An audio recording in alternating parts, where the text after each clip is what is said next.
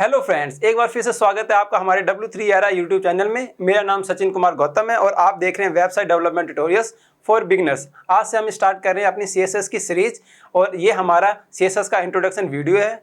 CSS start करने से पहले हम आपको बता दें कि हमने अभी 2 दिन पहले ही HTML की फुल प्लेलिस्ट अपने यूट्यूब चैनल पे अपलोड कर दी है, आप वहाँ जाके देख सकते हैं। तो अब हम जानेंगे CSS के बारे में।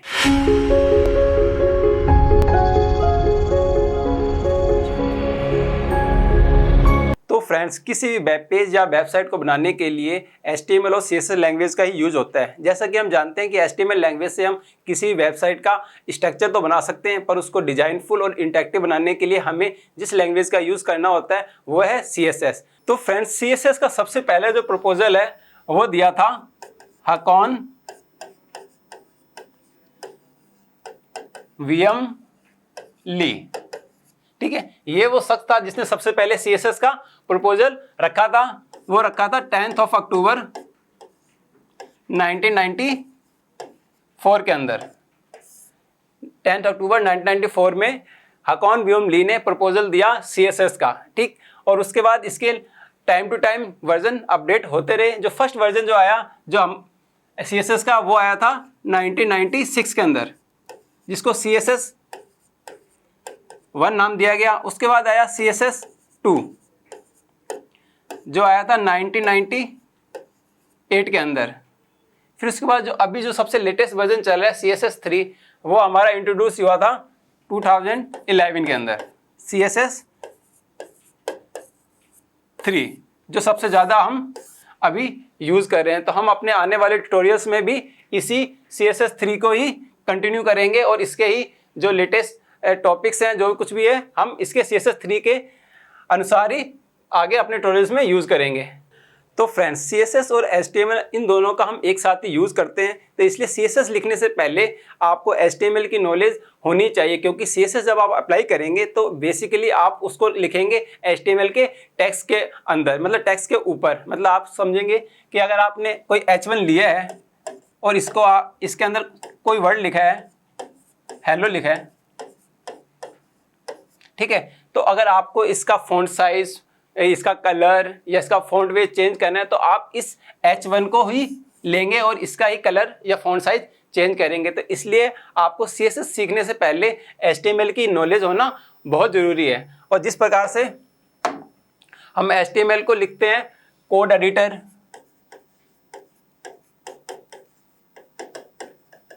या टेक्स्ट एडिटर के या टेक्स्ट एडिटर्स में, तो आप इसको अपने नोटपैड प्लस प्लस या जो अभी लेटेस्ट चल रहे हैं सबलाइम या BS कोड,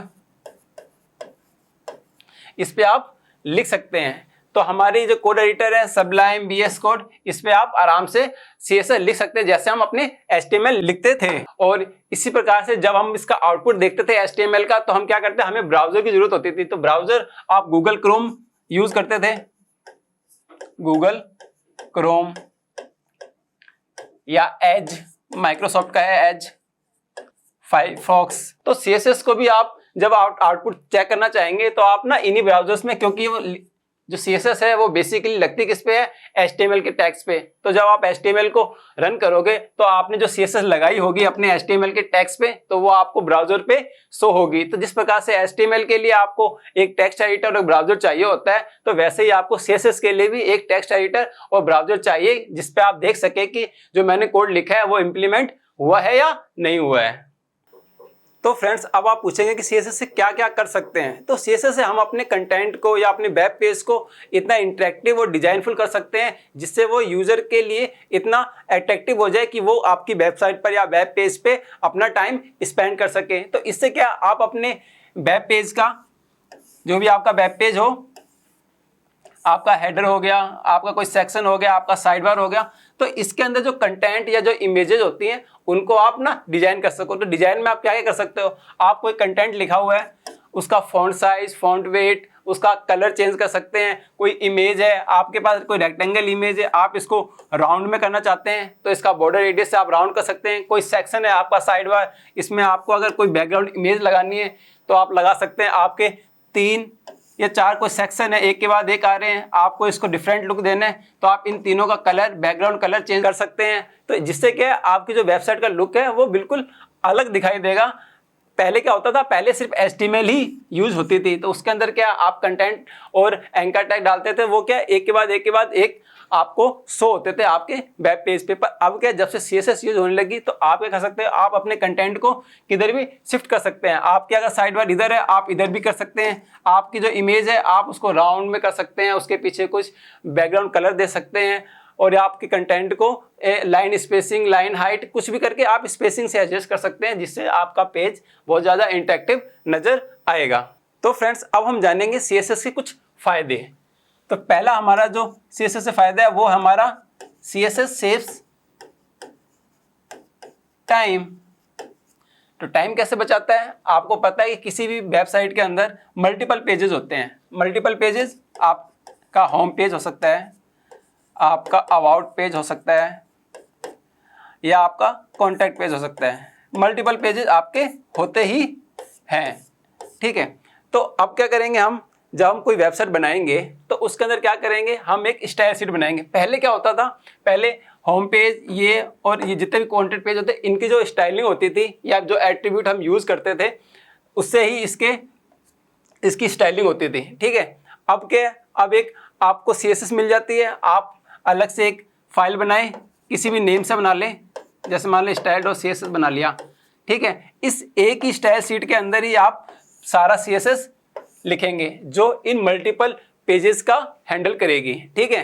तो अगर आपको कोई चेंज करना है पूरे वेबसाइट के अंदर तो आप इस एक फाइल में करेंगे, और उसके बाद इस जितने भी पेजेस आपको है इस पे वो रिफ्लेक्ट हो जाएगा। तो आपका क्या, आपको हर बार एक एक पेज में जाके चेंज नहीं करना पड़ेगा। आप एक फाइल में चेंज करेंगे, एक स्टाइल शीट में चेंज करेंगे, और वो आपको सब पेज पे रिफ्लेक्ट हो जाएगा। तो इस प्रकार से क्या है, CSS हमारा टाइम बचाती है। दूसरा हमारा फायदा है इजी टू मेंटेन।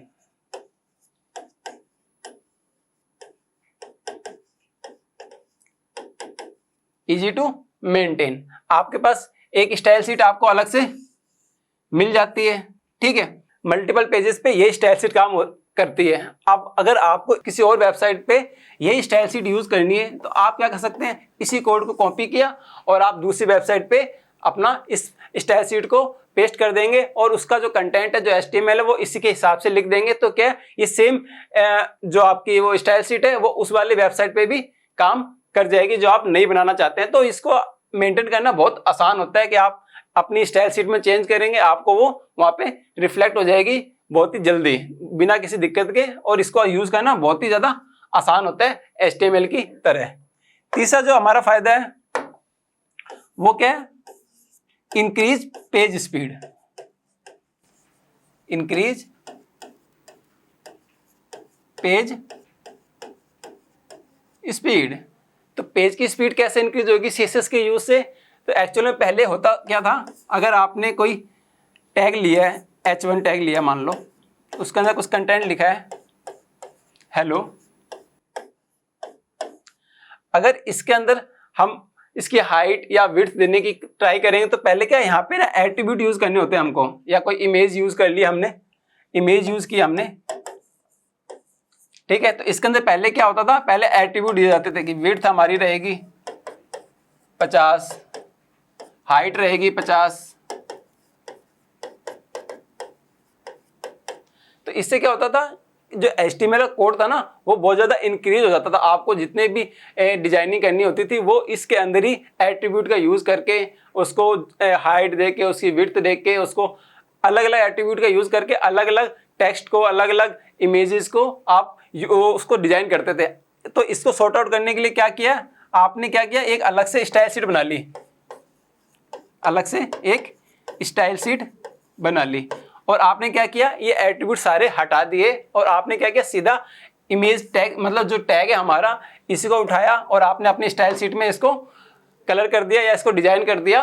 तो इससे क्या होगा, जितने भी एट्रीब्यूट जो आप HTML में लिखते थे वो जब आप रिमूव कर देंगे तो आपका जो HTML का कोड होगा वो बहुत ज़्यादा सॉर्ट आउट हो जाएगा, छोटा हो जाएगा। तो उससे क्या होगा, आपकी जो पेज की स्पीड है वो जल्दी लोड हो जाएगा पेज, क्योंकि उसके अंदर जब आप जितना लेंथी पेज करेंगे HTML का वो उतना ही ज़्यादा टाइम लेगा। क्योंकि आपको पता है जब कोई लोड होता है किसी वेबसाइट का पेज तो एक्चुअल में सबसे पहले क्या लोड होता है, HTML। अगर HTML का कोड बहुत छोटा है तो आपका वेब पेज जल्दी से लोड हो जाएगा। तो बस सिंपल चीज़ है कि आपकी CSS यूज करने से आपका इंक्रीज का पेज जो स्पीड है बहुत ज़्यादा इंक्रीज हो जाएगी। तो फ्रेंड्स ये था हमारा CSS का इंट्रोडक्शन वीडियो, और नेक्स्ट ट्यूटोरियल में हम जानेंगे CSS के टाइप्स के बारे में। तो इसी प्रकार के इंफॉर्मेटिव वीडियोस को देखने के लिए लाइक शेयर एंड सब्सक्राइब करना ना भूलें हमारे W3RI यूट्यूब चैनल को। Thank you.